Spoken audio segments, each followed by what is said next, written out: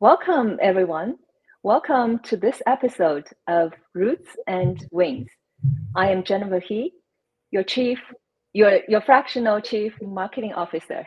And David. Hi, hi, everybody. I'm David Solomon. I'm a fractional chief revenue officer. Yeah, I need to remember the word fractional. Fractional. Well, but we Yeah. we guys, it's a good opportunity for you to go to one of our past podcasts and learn what a Mm. fractional is if you want.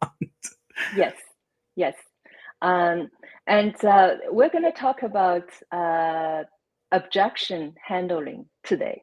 And this is one of my favorite topics because when you talk about that word objection, and I have my physical reaction to it. I just don't want to go out or pick up the phone and or reach out or go to some events where I have people saying no to me.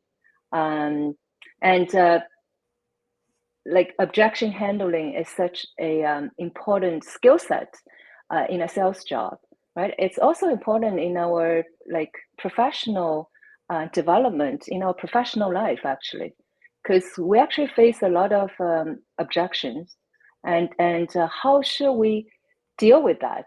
And today we have David, your fractional chief revenue officer, and to share some of your insights with us. Jennifer, one of the things I always tell people is think about it. What you do, for example, working with retailers. Why do people Mm, say yes? Often it's emotional. I don't mm, buy a new shirt because I have to have it. yeah, I want it. yeah. Right? I want to wear a new outfit to this. I want to change the clothes. I want it's a want. It's an Mm-hmm, emotion. mm-hmm, But when we get to the store and we see the price, all of a sudden we go, "Oh no, that's too expensive." That's mm-hmm, logic. And that's where mm-hmm, the no tends to tie in. Is mm-hmm. the flight or fright of the no Yeah. is I don't want. And now I'm going to come Mm-hmm, up with a statement that mm-hmm, will object us to say no. Now, mm-hmm. here's the fun part. No doesn't mean no until it really means no. So Then that's the part that can give us some signals for us to change our mindset. Is that a cue that I should pick up? Because my experiences told me that when I'm fearful of something, the first thing I need to change is perhaps my mindset, right? If I change that and set my mind differently, then I can deal with difficult situations differently. absolutely. And what ends up happening for a lot of people and we price tends to be one of the biggest objections that we hear. And Mm, we'll dive into those details in just a second. yeah. But it's very interesting how when you talk to salespeople, and you who get training, the Mm, questions. So, what did you get trained on? And they'll be, "Oh, mm, closing techniques and objections." mm, Now, here's the thing: what causes an objection? There's a lack of connection between you and the desire of the person you're speaking to. yeah. So if I go into a store and I say, "Hey, Jennifer, I want to buy a blouse," Mm, and you say, "Well, okay, where?" And you bring out a blouse that's $500. mm-hmm, What's the buyer's going to? Oh, no, it's too expensive. Well, this is what you're dealing. They want to buy a blouse.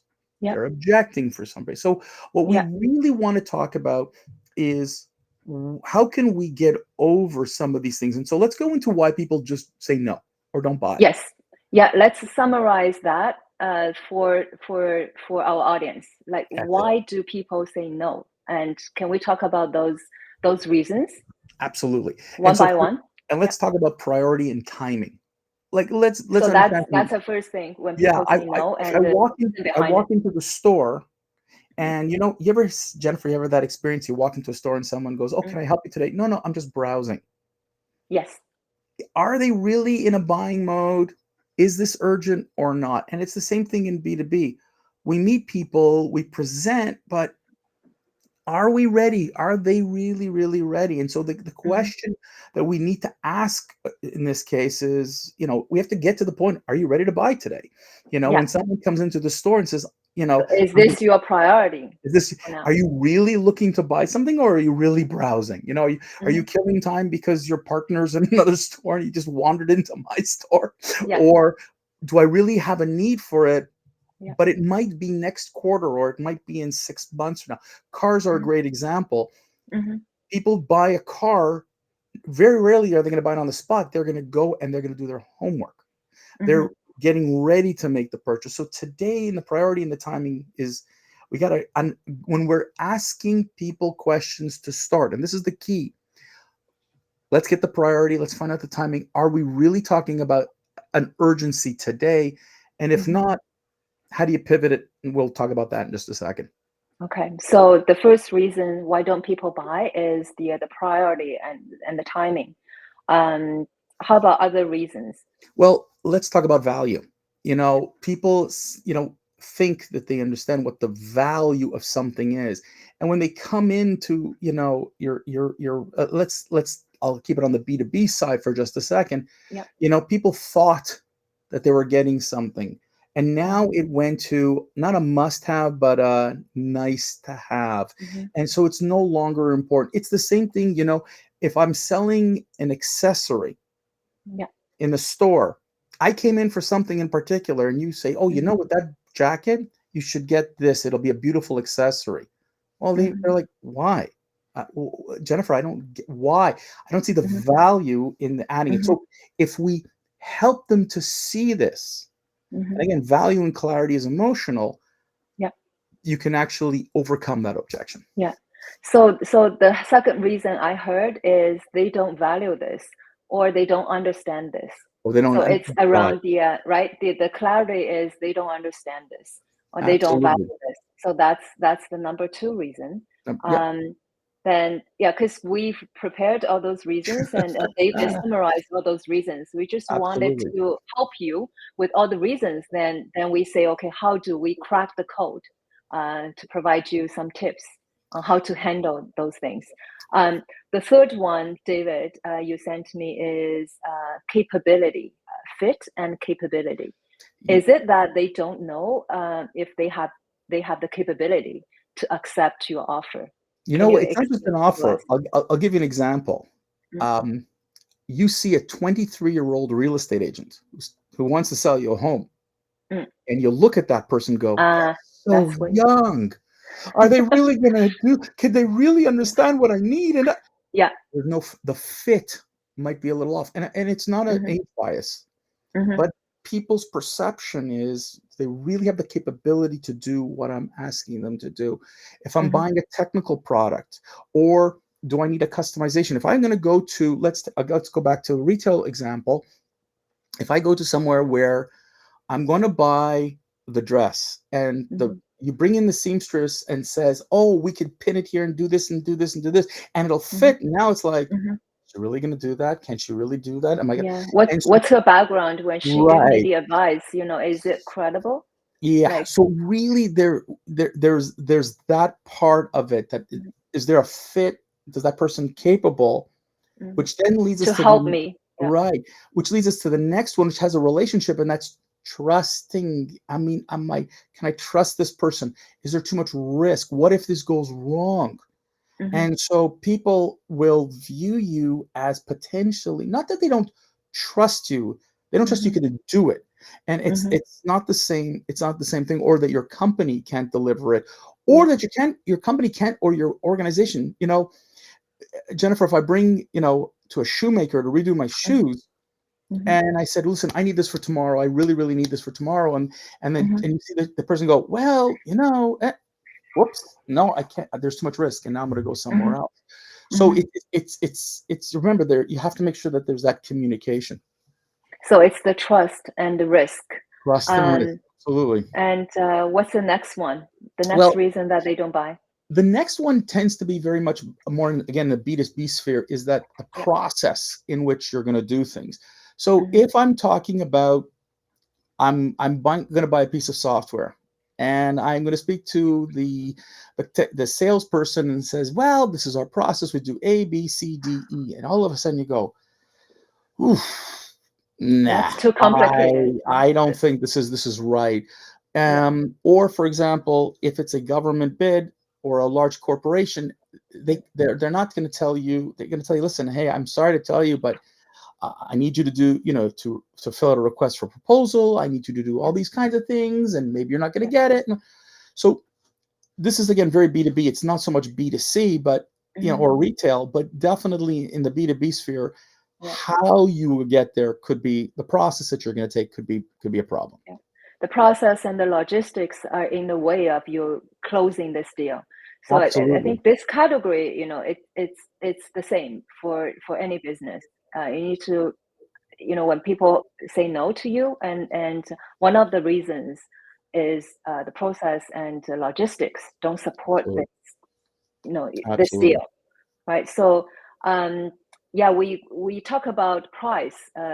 It's usually the first thing that people react to. So it's the budget and the price are uh, are the reasons people say no. Can you expand on that a bit You know more? what?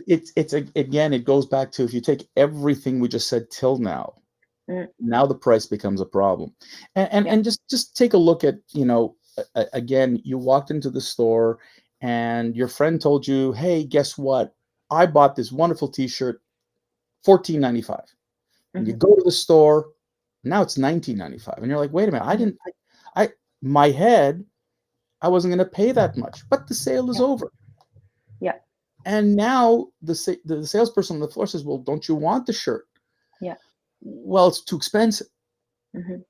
Is it really too expensive? Hmm. Or did my perceived value kind of get into Yeah. clouded, or did somebody tell me something or Yeah. whatever? So it doesn't matter if it's retail or wholesale or Hmm. whatever. We come up with preconceived notions. And the Yeah. danger is that, and that's why very often when I have conversations with clients, I need to understand budget so that when I'm dealing with the other things that I just talked about, I'm always Mm, relating it back to the price. So unfortunately, and it happens in retail too, Jennifer, people come into the store and saying, well, I need a new dress today. hmm. Wonderful. Let Yeah. me show you these. Yeah. But you didn't ask how much they're willing to spend today. Yeah, because we need to assess, where your reference point is, right? So Absolutely. price is relevant and also relative, right? So it's in relation to what? What are you referring this to? What are you comparing this to? And Absolutely. right, so this is for the salesperson to understand.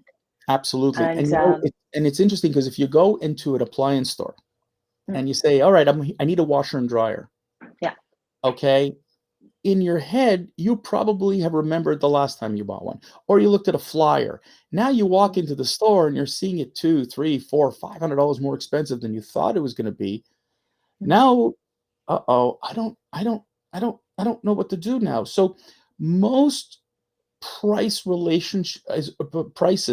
have to do with perception, budget, value, but all yeah. the other things that led up to these things that we talked about before Mm, is not factored into the price. So really, really important. These are the things that you're going to face. So when someone says it's too expensive, we really need to work at really understanding what that really means. mhm. So we just summarized all those reasons that people don't buy, and is to get your mind prepared for Mhm. those things. And one of the mindset, we talked at backstage is David. You mentioned that to look at objections as signals. Yeah. Um, what? How can that help us? So signals of what? Well, you're gonna see the signals of discomfort. You're gonna see the signals of intention. Hmm. As I've said in a previous podcast, watch body language, watch the Mm, facial reactions. Um, some people are really good poker faces, so you'll never get the idea of what's really in their yeah. head. Yeah. But when you see, you know, that person with that deceit, that not deceit, sorry, that disappointed look, Hmm. now is it's an opportunity. No doesn't mean no until it's a no. And I said that at the Hmm. beginning. The no is a signal, and I got to decipher the signal because I might Yeah. think it's bad, But Yeah. in reality, this person might need to be just moved a little bit and they're going to go yes. Yeah. But we don't know because we didn't ask any questions. Yeah. And David, you taught me one technique is to assess objections versus conditions. Right. So that that was an aha moment for me. But I'm still not an expert in assessing that. Can you explain to us what's objection, what is condition, and Right. how will telling the difference between those two help us move the deal? Absolutely. This is really critical. An objection is changeable. An objection means, my father-in-law had a great line. He used to say, "A no is a no until they say yes." That's your Yeah, objection. And yeah. an objection, you can actually rationalize with the individual. You can dig deep. You can get the questions. You can Mhm. ask certain things that will kind of unlock the layers of the no till it's a yes. The So problem it's with changeable. Yeah. right, a condition is not changeable. Okay. So, for example, How do I assess that? you have to ask questions. You really got to Okay. ask questions. So for example, a condition is something that you cannot change at this moment. So if Mm, I'm going to, I'll go back to this, it's like somebody comes into your store and says, I need a blouse. And you say, okay, but I have to order it and it'll be here in 2 weeks. And they're going to, no, I need yeah. it in the next 48 hours. I have an event in 48 hours. That's a condition. Yeah. I can't That's a change the condition condition. that we Right. cannot change. We cannot change. So Yeah. get it. So it's not, they're saying no to you. Now you have Hmm. to pivot. Now the pivoting is, can I offer them something else? Can we move in a different direction? Hmm. Because they're not going to wait Hmm. the time that I really need, Jennifer. So Hmm. that's where, Yeah. if a condition is set in stone, um, Hmm. you might get a no, but then you have to work at what are the Hmm. alternatives, and that's really Hmm. what you got to dig down to, and that goes back to all the questions which we could dive into right now in terms of like how to handle all of Yeah. the things I just talked about. Yeah. So, oh gosh, I just listened to all those. My reaction is it's actually a lot of brain Brain burn. burning exercise. Very well framed. Yeah, the sales job. When you see somebody does it like effortlessly, but that somebody has been through a lot of practices, right? So I once heard a sales coach mention that he recommended his students to take vitamins before before they go to a closing deal situation. So it does burn your brain I usually a lot I like because coffee, but that's good. I would think myself, to be brainy, but that's why I asked you that question, what is an objection? What is a condition? I felt like sometimes you need to react very quickly, right? In five Look, seconds, you need to it's assess, yeah, oh, that's exactly is it. this a condition or is this an Look, when you objection? walk in, when I'll take the real estate agent, right? Hmm. When I went to go look for a home, one of the conditions I said was, we want to be in a suburb, we want to be in a nice residential area, we want to be next to a park Hmm. and whatever. These were my conditions, and they were not Yeah, changeable. But yeah, yeah. he took us to a house that was not in that area, and I went, that's not what I just said. And this is a no because it didn't meet my Hmm. conditions. And so really we need to be very attentive, and really, if you ask the right questions, you'll discover, is it an Hmm. objection or is it a condition? So going back to the home Hmm. example, is I said to the person, this home is above my budget. So he said to me, Hmm. so if I negotiate the deal, is this okay? I said, well, yeah, if you get to my price point, we can sign. He but he said, Hmm. okay, but what if I find you a house without the fireplace and without a two-car garage? Be okay with that? Hmm. And those Hmm. are not my conditions. Made them sound like conditions, but Those those are are my your objections, my objection. malleable ones. And we found the house, no fireplace, one-car garage. This was in Toronto. So it's Yeah, just, I'm saying is that if you actually have a conversation with people, you'll find out yeah, which one you're going to be dealing with. yeah. Well, I wouldn't believe, the next thing I'm gonna say is objection in disguise is a Yes, in good a thing. way, yeah. I've never thought You about really need that. to you gotta pull it out of people because not everybody is Yeah. forthright and understand. Like, we have an unfortunately we have a mistrust in today's day and age, Hmm. and we are always assuming that the Yeah. salesperson is trying to hurt us.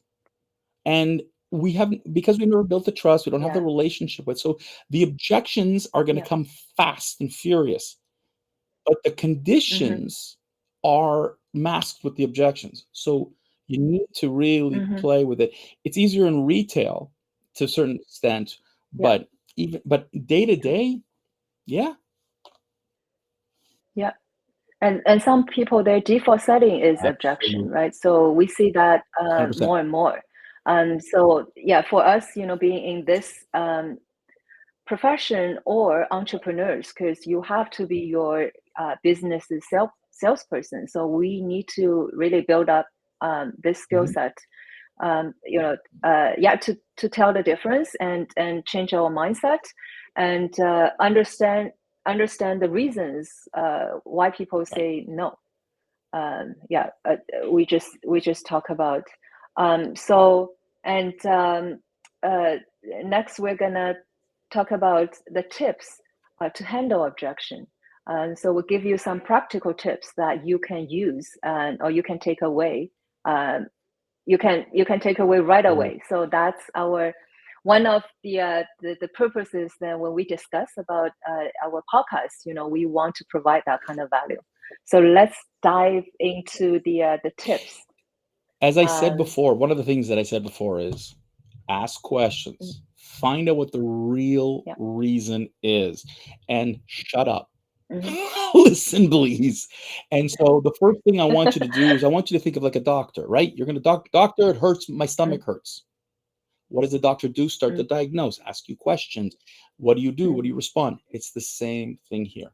So when someone says Yeah. no, first of all, don't say why. Please do not use the word why. It's a very, very powerful and dangerous word, and it puts people on the defensive. It also feels It's offensive, offensive, very right, on the offensive. Yeah, receiver end. If I'm the client or customer, when I say, oh, I don't have right. time for it. So when someone says it's expensive, so one of the conversations is okay, Oh, I don't have right. time So for like, it. if oh, it's expensive. Okay. Yeah. What did you have in mind? Was there something a feature we missed? Was there what Mm, were you comparing this to? So you're trying to get a gauge as mm. to why they think it's expensive. Don't ask the word, but why, and ask Yeah, them the don't ask the questions. word, but get other Right. questions prepared to And you get ask the that. question and then just shut your mouth and listen and watch the cues again. Watch the body language and listen for what they're saying. That's really, really important. Yeah. You know, and really, if they keep on the press and keep on the press, and you're like, okay, I gotcha. Is there anything else I missed? So if I'm doing the Mhm. car and I say it's $50,000, and like, oh no, that's too expensive. Did you have a budget in mind? No, we didn't, but I can't spend Yeah. 50,000. So they did have a budget in mind, but they're not going to share it Yeah. with you. Okay, so now Yeah. But then what kind of yeah, cars what are kind of in your car? What do you mind, need right? it So for? Oh, by the way, mhm. it'll Yeah. save you here. Oh, Yeah. by the way, you gotta find. So when you look for a car, by the way, Jennifer, what are the three most important things that you're looking for? And now you're starting to go this way to get Mm, to the core of the objection. So really, question, question, question, question. Um, Another thing I'm going to ask them to do is to just when they say something to you, reiterate it. mm, Go back to them and ask them mhm, to make sure that you heard clearly, okay? So that they mhm, understand. So, mhm, well, again, the car it's too expensive. Okay. However, when we spoke, you told me that you needed this, this, and this. Are mhm, any of these possibly, changeable? So reframe the conversation in such a way to bring them kind of mhm, right back. mhm, Another thing to mhm, do, remember we talked about risk. Risk, people are afraid. mhm. So how can we Yeah. de-risk the decisions, right? So some Mhm, people give money back guarantees. Some people say, tell you what, mhm, test it out, kick the tires, and we'll give it to you, whatever. If mhm, you are doing a mhm, a process implementation. You're installing software to say, okay, here's what we're going to do at every step. It all depends on the individual at question. And you really want to take away the risk out of their mind. Again, they need to trust you. They are likely didn't do business with you before. De-risking this makes it so much easier. So if I'm going to bring something of mine to the store and I want you to redo something with it, what happens if it gets screwed up? So help them, to get there. De-risk. Yep. So I feel like today somebody is gonna have homework to do, like following all your tips, and lots of there's things more. to do. One of the other things is and if you think about it from your children, this is if you've been a parent, this one it sound familiar, but we don't even think of it like this. So really, when someone, when you're a salesperson, they say, "Can we have a meeting?" The answer is yes or no.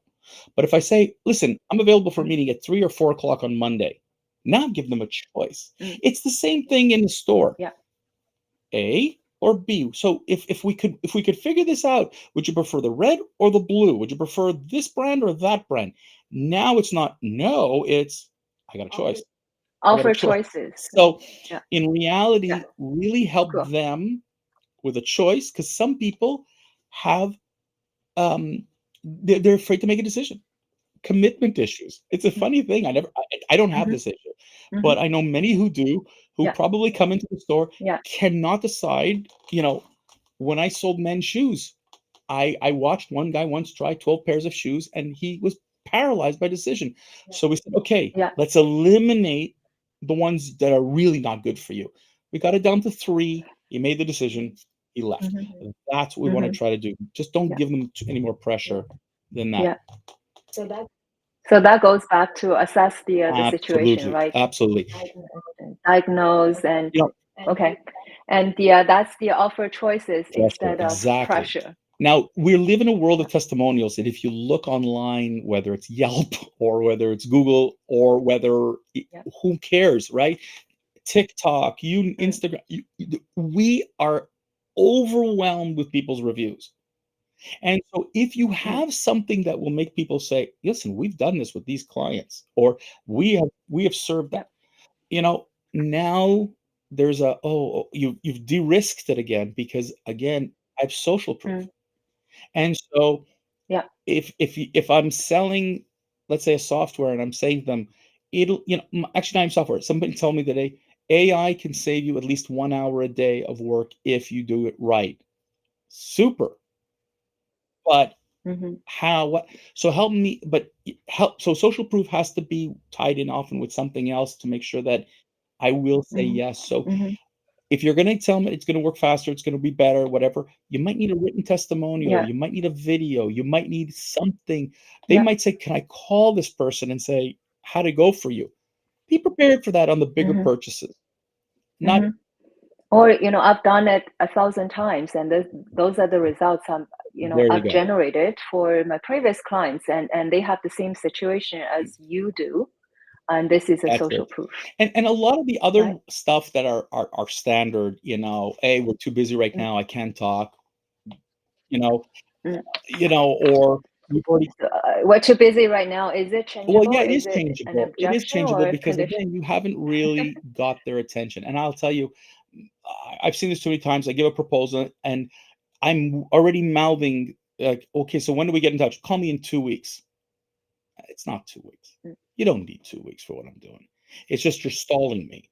So at that point, I want to make sure saying, okay, you said 2 weeks, but you told me this is a priority, or you told me that this is this. So where did I miss out on the whole thing? Maybe I have the wrong person. So really, the objection, or that give me 2 weeks is also an objection, people. It's not, help them to find out the real reason to do so. Yeah. So the reason behind they're saying is, it's not a priority right now. But as we said earlier, if it's changeable, it's an objection. It's not a condition. So we need to assess that situation. So Jennifer, there's a lot that we're doing, and this is the psychology game. And so really, when someone says to you, but it's the price. And this is what I'm going to sum up with. mm, It doesn't necessarily mean mm, it's too expensive. It doesn't mean that. mm, Go back to the beginning of if you ask the right questions, if you ask them their budget, if you ask them all these things, and then they go, oh no, it's too expensive. However, you mhm, told me these were important for you, and we went through this. So mm, what in mm, this what in our conversation did I miss that will prevent you mhm, from saying yes? And they will mm, realize they got caught and they need to express it. If they're so adamant, mhm, you didn't catch them with the value, you didn't catch their need, you didn't catch them emotionally, and you really got to keep hammering at that, or you lose the sale. mhm. It's pretty much it, Jennifer. Wow. Yeah. This is, again, it's a A lot lot of of brain brain work. work. Yeah, a lot of brain work. Yeah, when people see it, they were like, "Oh, it's just talking," but it's actually a lot of brain work, right? The words coming out of your mouth, it's actually going through this, and it has strategies behind it. But the truth is, once you start doing it Mm, again and again, it becomes second nature. mm, If for those of you who have children, you understand what I mean. Is because when the child says something, you don't sit there going, yeah. how will I react? You're reacting because it's instantaneous, and so we're like that. Training is really Mm, important when you have these kinds of things. Is like, okay, what if scenarios? yeah. If you're in a retail store or you're working in B2B, I would suggest take Mm, time with people, your colleagues, and practice these things. Get them, like, do some yeah. scenarios, figure out what you would say, so that when it does happen, you're not looking for the words, you're not Hmm. blanking, and you're not losing a sale because Yeah. you're this Yeah. close, you just missed that one thing. So Yeah. that's my suggestion for you today. Yeah. So getting the insights and tips from our podcast, then practice on it, and practice makes Practice and practice. perfect. And that's the positive There loop, we go. That's it. right? So before we end today's podcast, what is the last thing you wanted to share, Look, David? The final the final piece of wisdom. wisdom. The final piece of experience I'm sharing with people: no isn't no until it's a no. A no is a disguised yes. Call it whatever you want. Don't just give in because someone says no. Really give them the So may courtesy. I understand it? Sorry, may I understand it this Okay, way? Like objections are undecided, unmet decisions? Is it like not? it could be. It could be. Mm, It could be. Look, an uh, objection could be someone just trying, is just they're ready to buy. You just did clinch it. mm, So what do you got to do? They're there for a reason. They took a mm, meeting with you for a reason. mm. They're not going to waste their Ah, time. yeah, they took a So meeting with you, so there they must be took a some meeting. reason, right? There has to be Not. something. They walked into your store with a purpose. You saw they walked in with a purpose. Mhm, They're ready to buy. What did you not do to get them to say yes? And mhm, that's the key. So yeah, um, that's it for today. yeah. So objections are unmade decisions, and yeah, let me reiterate that. And yeah, that concludes our today's podcast. And thank you so much, David, and thank you, our audience, for tuning in. We hope to see you next time. Take care, everyone. Thanks. Bye bye. Bye.